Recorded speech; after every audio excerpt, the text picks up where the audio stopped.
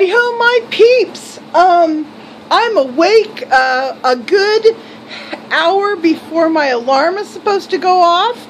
I'm proud of myself. I'm gonna hop in the shower here in a minute and put on clean clothes and do the things I need to do before I drive out of here today. I've got some business down in town. But I wanted to follow up on my trash picking a little bit. We only hit that one pile, as you saw. It was too hot for us to go any further. But on the drive home, I was thinking, you know, this could be an opportunity to do some good. This huge area where all these rich people have thrown out perfectly good stuff. And here was my idea. If you could get some volunteers, you know, say 5 guys with pickups or more, as many volunteers with a pickup as you could get, and somebody with some warehouse space, you could go out, send them out on maybe 3 consecutive days, because people keep throwing more stuff into these piles, and have them pull out anything useful, concentrating on furniture, of course, things to sit on, beds, bedding, work down from there into kitchen supplies, books, of course, clothing, tools, toys, anything that's not, truly beat up and destroyed. And these piles are full of brand new, perfectly good items, like that wrought iron patio set that my son found. I forgot to mention that the same guy who was unloading that patio set, turns out he had a beautiful, in very good shape, sectional sofa thing. And he said, hey, if you want this, I'll drop it off in your garage, which he did. And that sectional sofa is going to friends of my son who are moving into a house and have nothing. So that's going straight from the garbage pile into somebody's home to bless them. So anyway, I was thinking you could stage a lot of this furniture and useful items, throw stuff in the washer and pack stuff up in bags with mothballs or whatever you got to do, wrap up the furniture, vacuum it and wrap it up. Anyway, stage it, because this is what's going to happen. Okay, that area that I was telling you guys about that burned? They lost 60 households. The houses were completely burned to the ground. And then another, I don't know, 20 or 40 or 60, I don't know how many it was, houses were damaged to one degree or another.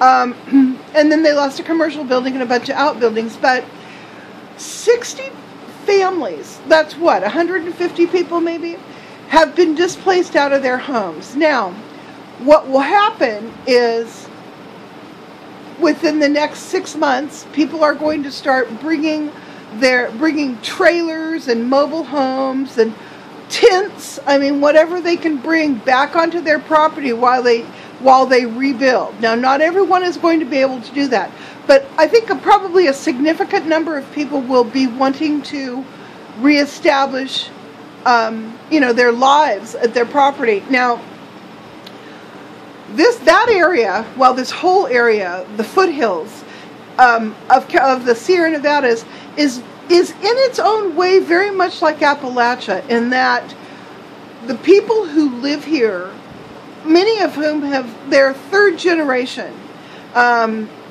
residents of their property. Their families might have come here as ranchers or farmers. They might have been railroad people, or they may have worked with the electrical company to put in all the electricity up in the hills, or maybe they worked with the water resources people to put in all the original water resources, and their families just stayed. This is an area that doesn't have a lot of transient residents. It takes a certain kind of person to live in the hills up here. So most of the folks that were displaced, one, had been living in their homes for decades. Two, the other way this is like Appalachia is that socioeconomically it's kind of on the towards the lower end of the spectrum. A lot of the folks up here, they're either ranchers or they own small businesses, or they might, like I said, they might work for the big electrical company, or they might work for you know, any of the dams or other water resources that are in the area. A lot of them are on fixed incomes. You know, they're the end of the family. They're the husband and the grandparents, you know, that are still alive, that are still living in the family home without other family still there. So you have a lot of people up here with not a lot of money. Number three, a lot of the folks that live up here don't have fire insurance because you can't get it. Fire insurance is so expensive, number one, and number two, just finding a company to insure you is hard. So the folks that come back are going to have a tough time. Wouldn't it be great if you could bring together pickup trucks, volunteers in a big old barn or warehouse or something somewhere where you could start to stockpile some of this free furniture and other free stuff, and then as people move back to their homes, you could start to distribute that out